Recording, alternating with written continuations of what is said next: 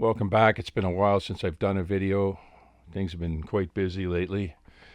And summertime, I like to spend time up north in my cabin. So it's all come to a close now. And what I'd like to do right now is talk about these Altec 639s. Got a pair of them here. One is a 639A and the other one is a 639B. Couple of differences. Not much. As far as the mic goes, itself, the only different thing is this switch on the back that gives you your polar pattern changes. So it goes from having it in bidirectional or ribbon mic, which is where it is right now. So R for ribbon, and then you've got your D for dynamic, because this actually has two elements in it. One is a dynamic element and the other one is a ribbon mic. So you get two mics for one here. Two mics inside this thing to give you the full spectrum, because as you know, ribbon mics tend to roll off quite quickly in the top end, and having that dynamic element in there will finish off the mid-range, upper mid-range, and the top end to give you the full spectrum. So you've got three positions on the original A here. You've got ribbon, R, dynamic, and C for cardioid. Cardioid is the pattern, of course, but what you're dealing with is the dynamic mixed with the two, and they're combined. Some of the pattern, the figure eight pattern, gets canceled out, and it only picks up from the front, and it eliminates a lot of it from the back. Not all of it, but a lot of it. Now, the difference is this one here is a 639B, and it has 6 positions. So it is the same thing there. You've got your R, C, and your D.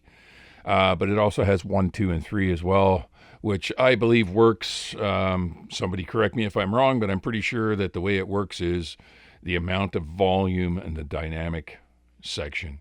So it's going to turn that dynamic microphone up or down a little bit, which is going to change that cancellation effect, and you'll be able to pick up a little bit more from the back end for different applications. It won't be one way or the other. It's not going to be full figure eight or bidirectional, and it won't be full cardioid. Somewhere in the middle, 1, 2, and 3. The only other differences here is this one is 100% all original. Original ribbon motor, original ribbon in it. The dynamics original. Nothing has been changed. Nothing has been modified in here. It has the original silking in it. No dents, no bends, no cracks. It has the original gasket, leather gasket, bottom and top. It does have a few little nicks and dings on it just from use. I mean, these things are from the 40s, so they've been around for a while, but in most cases, if you've been looking for any of these or looking at any of these on eBay or Reverb, you'll see that most of them are pretty banged up. It doesn't take much. They're made out of cast aluminum, and they're pretty lightweight because of it. I mean, they're heavy. They're probably about 4 pounds because of the magnets inside. But as far as the frame goes, or the outside, the grill, the bird cage, it will bend one time. You try to bend it back and you break it. But anyways, so all original. Everything's original on here. It is missing the lock. So on this one, as you can see here, there's a lock.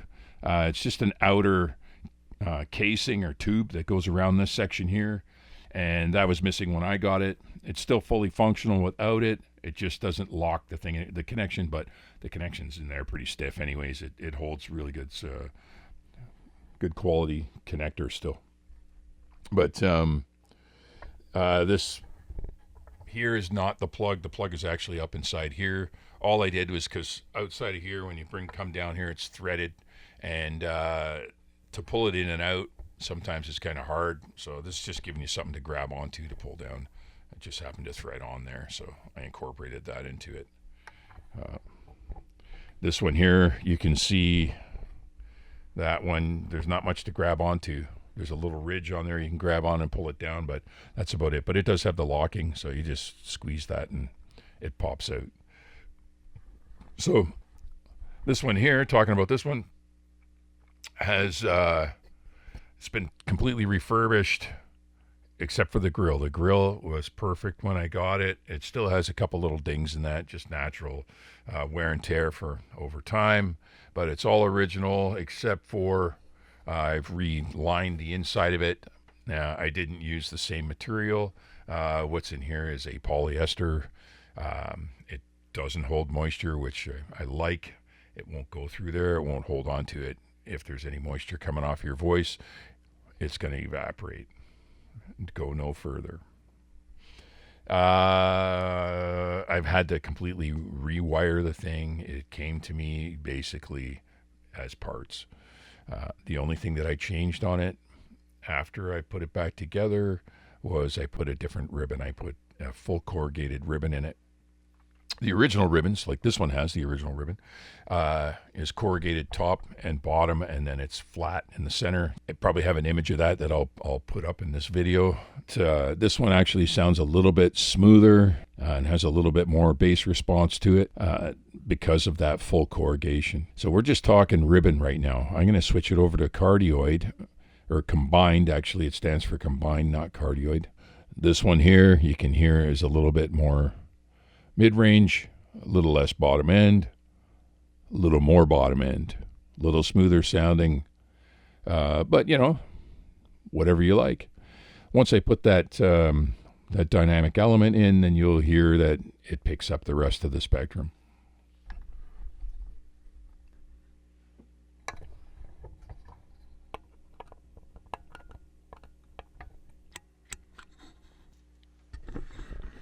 All right, so there it is. Now you've got much more mid-range, top end, sounds more full spectrum, but it's still got that ribbon element, smoothness, and bottom.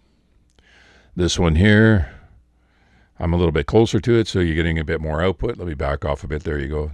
That's about the same now, about the same. Yeah, if I get on that one, it sounds fatter as well. But here, anyhow, yeah. So the reason why I'm doing this is because I want to sell one of these. And I'm not sure which one I want to sell. So it doesn't matter to me, I guess. You can decide which one you want. I'm going to have all kinds of pictures in the ad, so you'll be able to see it closely. These things they never photograph properly. You know, when you put them on film, they look like a bronze brown color, but they're actually like a green, almost a military color. But anyhow, so this all original except for the missing collar here, and same plug, but just this added piece. The yoke is also aftermarket on both of them. I picked these. They cost me around $600, all said and done. So there's some value in there. To find an original yoke that's not in perfect condition, you're going to pay about $1,000, but it's original. So, but if you try to find them on eBay, that's what they go for, around $1,000 just for the yoke. It's almost cheaper just to buy an old broken mic with a yoke on it. You know, you might get it for $1,200, $1,600 for a broken one, and you can take the yoke from there and have parts. But yeah, that's about it. I'll probably put them both in the ad, and whichever one doesn't sell is the one I'll be keeping. And I'm just going to go with that. All right. Fair enough. Catch you later. Don't nobody tell